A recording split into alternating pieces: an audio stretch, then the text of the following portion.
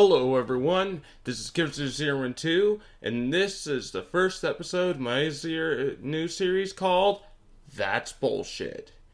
Now, before I can continue, this is gonna be a series about things that I personally think is bullshit. So whether or not you agree with me on it, it's my opinion, so I just want to talk about it. Anyways, if this is popular and takes off, then I'll probably make some more videos on different topics. Also, if you like this idea, don't forget to like and comment at the end of the video and subscribe if you want to see more. Anyways, let's start on our first topic: microtransactions and paid video games. Now, I know many games thrive off of microtransactions, and not all of them are bad. Actually, some games actually do it quite well.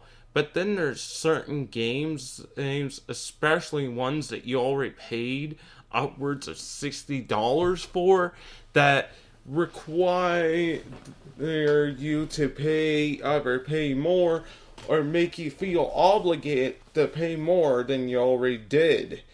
There's many of these games, but before I can continue on to those games, I want to talk about how I feel about microtransactions overall. Now, I know many people hate on them, but some games can pull it off and do it alright. But these are more so free-to-play games. Now, we're not going to get into mobile games, because I think mobile games are pretty much bullshit in their own right, but maybe I'll have that as a future topic. But I want to talk about games like League of Legends, where Riot seems to do it right, where you can pay money for things like skins or unlock champions early. None that are like game breaking though, or make you feel like you have to buy them, and that game's free to play. But then you have your paid games that have microtransactions add on to it. One example is World of Warcraft, which is really kind of annoying. Not only do you have to pay $15 a month, then you gotta pay like $30 for the main game itself, and then all the expansions on top of it. And that's another thing for another topic I might actually add, is paying for expansions when you already pay $15 a month. No, I get that these companies have to make money, but they make so much off the main game to add more things into it. Sometimes is really annoying. Like World of Warcraft, okay, they do have their microtransactions where you can buy things like mounts and pets. That's one thing that's a little annoying, because you should be able to earn the mounts and the companions through the game, even if it requires more work. I'm okay with like the charity pets, that money goes to different charities. That's different. But when you see a really cool horse, you kind of feel like obligated to pay for it, because it's like you can't earn it in game. There's so many amounts you can earn in game, and then on top of it, though, they have the coolest ones can be bought off the store, and that's kind of bullshit. Then you have other games like, for example, Evolve, which did very poorly due to the fact that it was lacking in actual content, and then on top of paying like $60, they want you to buy something like a blue gun? That's bullshit. And then there's several other games that I can name off. Many games made by companies that have annoying microtransactions. it just like the list of games is sadly quite large, and this is what we've come to, and people keep buying that stuff, so companies keep putting it in there because they know they can make more money. Now, I have nothing wrong with supporting a game that I think is worth it, but at least give me content for what I'm paying for. When a game that is free to play once you buy it, if they want to charge money for things like expansions, for example, games like The Witcher 3 or even the Dark Souls series has always had DLC, which is good because it's actually content there.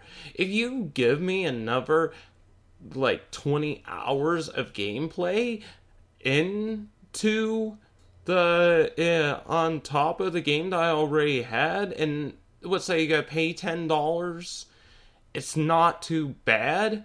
But when you want to charge me for something like in a racing game, give me like 20 cars, but if I want more, I have to pay for the rest, that's bullshit.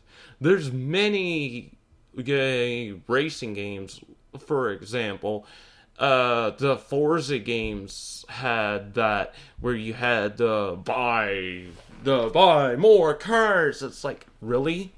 Or like games like Mortal Kombat X. If I had to do a review on Mortal Kombat X, it wouldn't be as high of a review as some of the other guys are giving it, because of the fact that you have to buy added characters. There's no unlockable characters in the game other than Shinnok, and you gotta pay for characters that should have been in the game from the beginning. Like, for our example, I believe it's like Jade and Goro. A character was in the game from pretty much the beginning that you can unlock from certain things or doing cheats or whatever. That was a part of the game. Characters that are supposed to be part of the game that you have to pay for, and then special skins that you can't even unlock, and then things like paying to do easy fatalities. That's bullshit. There's a lot of stuff in the games that really just boggles my mind. I kind of can almost give something like Jason Voorhees a pass, or Predator, any like special characters that aren't related to the series at all. I can almost give a pass. I still think you should be able to unlock them, but I can still kind of give them a pass. Kinda. But when you have stupid things like characters that should have been in the game from the beginning that you gotta pay for, that is bullshit. So, anyways, this has been the first episode of That's Bullshit.